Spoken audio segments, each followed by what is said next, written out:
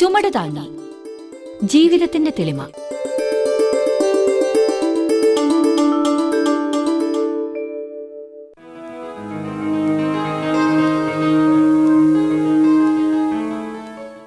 അന്നപൂർണ ചേച്ചി വന്നതോടെ ഇവിടെ പട്ടാള ഭരണം നടപ്പായതുപോലെയായി, അല്ലേ ഗംഗാരേട്ടാ? ചേച്ചിയെ പണ്ടേ അറിയാവുന്നതുകൊണ്ട് എനിക്കതിൽ അത്ഭുതമൊന്നുമില്ല. പണിക്കർ സാറിൻ്റെ മക്കളുടെ കൂട്ടത്തിൽ ഏറ്റവും കടുപ്പക്കാരി അന്നപൂർണ ചേച്ചിയാണ്. കൗണ്ടർക്ക് ആദ്യമായതുകൊണ്ട് കുറച്ച് ബുദ്ധിമുട്ട് തോന്നും. நாங்கள் இதுவரைக்கும் பார்த்ததே இல்லையே. நிறைய சொல்லி கேட்டிருக்கேன். ஒவ்வொரு மனிதனும் ഓരോ മാതിരി തന്നെ. കഴിഞ്ഞ ദിവസം മാമ ഇങ്ങനെ അല്ലല്ലോ പറഞ്ഞത്. ചേച്ചിയെ ഭൂതമെന്ന് വിളിക്കുകയും ചെയ്തു. നല്ല പേടിയും ഉണ്ടായിരുന്നു. എനിക്ക് അന്നും ഇന്നും ചേച്ചിയെ ഇഷ്ടമാണ്. ചേച്ചി എന്നെ പ്രത്യേകം ശ്രദ്ധിച്ചിരുന്നു.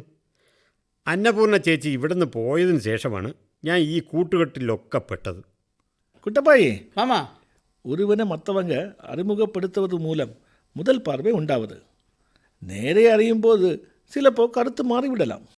கடைசி நாள் கங்காதரன் நானும் கொஞ்ச நேரமாக அன்னபூர்ணா மேடத்தை பற்றி பேசினோம்.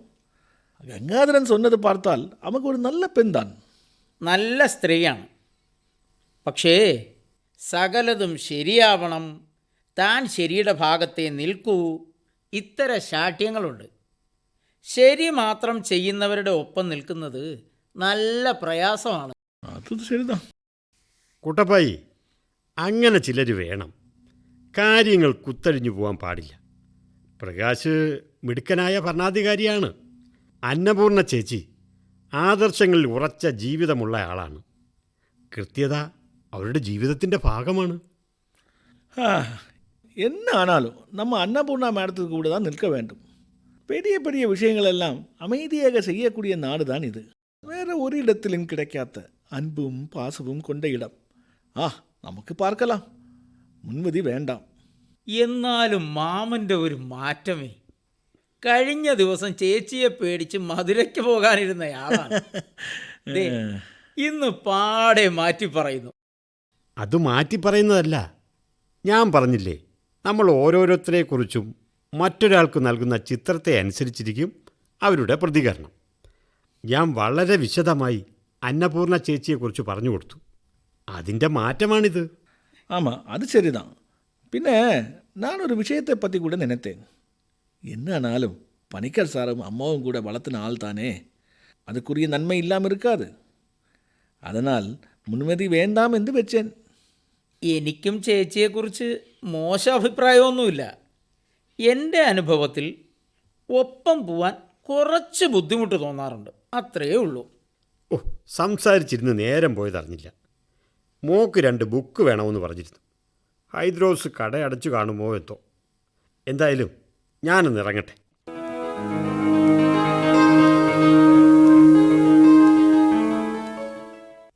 അന്നപൂർണ, ഇതാണ് നമ്മുടെ കുട്ടപ്പായുടെ അമ്മാവൻ കൗണ്ടർ. വലിയ സ്വർണ്ണ വ്യാപാര ശൃംഖലയുടെ ഉടമസ്ഥനാണ്. കുട്ടപ്പായുടെ പേരിലുമുണ്ട് കുറേ കടകൾ. പക്ഷേ ലളിത ജീവിതവുമായി ഇവിടെ നമ്മളോടൊപ്പമുണ്ട് ഇപ്പോൾ. ധാരാളം കേട്ടിട്ടുണ്ട് ഫാദർ. ഞാൻ പറഞ്ഞില്ലേ, അനു ഒരു നൂലും തുരുമ്പും വിട്ടുപോകാതെ മുഴുവൻ കഥയും പറയും. അതുകൊണ്ട് എല്ലാവരെയും എനിക്കറിയാം. സുഖമല്ലേ കൗണ്ടർ? സുഖംതാൻ മേഡം. കുട്ടപ്പായെ തേടി കൊഞ്ചം ഊരുകൾ സുത്തി അലഞ്ചേൻ. എൻ തെങ്കയെ തേടി പോണതുതാൻ. അവളെ കിടക്കവില്ലേ, ആനാ കുട്ടപ്പായെ കിടത്തത്. അവൻ മൂലം ഞാൻ എൻ തങ്കയെ പാർത്തേൻ. അതുക്കപ്പുറം ഇന്ത ഇടം വിട്ടു പോണതേ ഇല്ല. ഒരു നോവലിനുള്ള കഥയാണ് കൗണ്ടറിൻ്റേത്. അസാധാരണ ജീവിതം. സഹോദരിക്ക് കൊടുക്കാൻ കരുതി വെച്ച സ്നേഹം അവളുടെ മകന് നൽകുന്നു. സ്നേഹത്തിൻ്റെ ഒരു ചക്രം പൂർത്തിയാക്കൽ. അമ്മ എന്നോട് പറഞ്ഞിട്ടുണ്ടെല്ലാം. അക്കാലത്ത് അവരൊക്കെ അനുഭവിച്ച ടെൻഷൻ. കുട്ടപ്പായെ ഇവിടെ നിന്ന് കൊണ്ടുപോകുമോ എന്നവർ ഭയന്നിരുന്നു. പക്ഷെ കൗണ്ടർ അതിനൊന്നും മുതിർന്നില്ല. അവൻ ഞങ്ങളുടെ ഭാഗമാണ് എന്നും. தெரியும் மேடம். முதலில் நான் இங்கே வந்தபோது நான் நினைத்தேன் அவன் இந்த வீட்டில் வேலை செய்கிறான் என்று. இங்கே வந்தபோது தான் தெரிஞ்சது അവൻ இந்த കുടുംബത്തുடைய ചിന്ന കുഴന്തയാക്കും എന്ന്. എനിക്കും വന്ന കാലത്ത് അത്ഭുതമായിരുന്നു കുട്ടപ്പായുടെ ഇവിടുത്തെ താമസം. നീരക്ഷീരന്യായം എന്ന് പറയില്ലേ, പാലിൽ വെള്ളം ചേരുന്നത് പോലെ പണിക്കർ സാറിൻ്റെ കുടുംബത്തിൽ ലയിക്കുകയായിരുന്നു കുട്ടപ്പായി. പക്ഷേ അവൻ എന്നെ അത്ര പഥ്യമായിരുന്നില്ല കേട്ടോ. ഞാൻ പിടിച്ചിരുത്തി പഠിപ്പിക്കും, കർശനമായി ശാസിക്കും, ചിലപ്പോഴൊക്കെ തല്ലിയിട്ടുമുണ്ട്. അവന് അനുവുമായിട്ടാണ് കമ്പനി. ആ അതൊക്കെ പോട്ടെ. കൗണ്ടർ, നമുക്ക് സീരിയസ് ആയി ചിലത് സംസാരിക്കാനുണ്ട്. ഞാൻ വിളിപ്പിക്കാം. ഇപ്പോൾ 1-2 കാര്യങ്ങൾ. നിങ്ങൾ രണ്ടാളും ഇരിക്കൂ, ഞാനൊന്ന് പോയിട്ട് വരാം.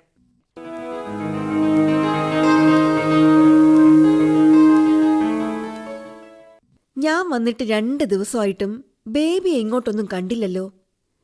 കുട്ടപ്പായി, എന്താടാ ബേബി വരാൻ ഇത്രയും ദിവസം എടുത്തത്? ബേബി ടീച്ചർക്ക് നല്ല തിരക്കാണ് ചേച്ചി. സ്കൂളും പഞ്ചായത്തും വീടും ഒറ്റയ്ക്കെല്ലാം നോക്കണ്ടേ. ചേച്ചി വന്ന കാര്യം ഞാൻ അന്ന് തന്നെ അറിഞ്ഞു. പക്ഷേ കുഞ്ഞിന് വയ്യായിരുന്നു, ആകെ പെട്ടുപോയി. കുട്ടപ്പായി, എന്നെപ്പറ്റി നിനക്കെന്താ അഭിപ്രായം? അതെന്തു ചോദ്യം ചേച്ചി?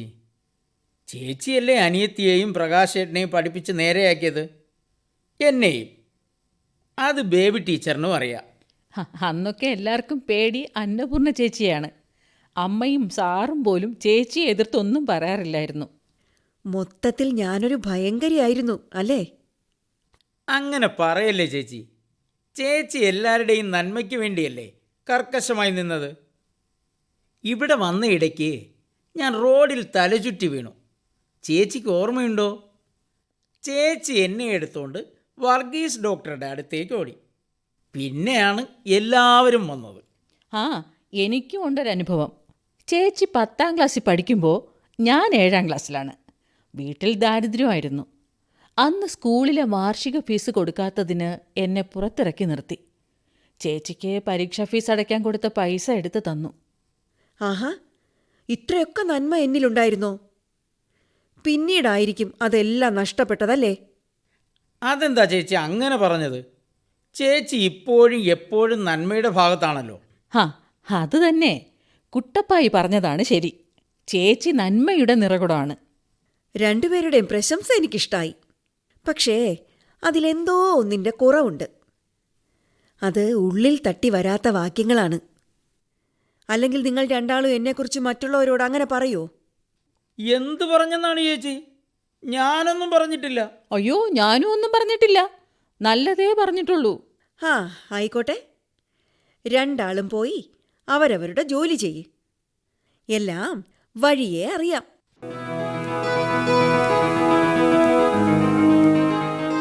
ഇപ്പോൾ കേട്ടത് ചുമട് താങ്ങി, ജീവിതത്തിന്റെ തെളിമ.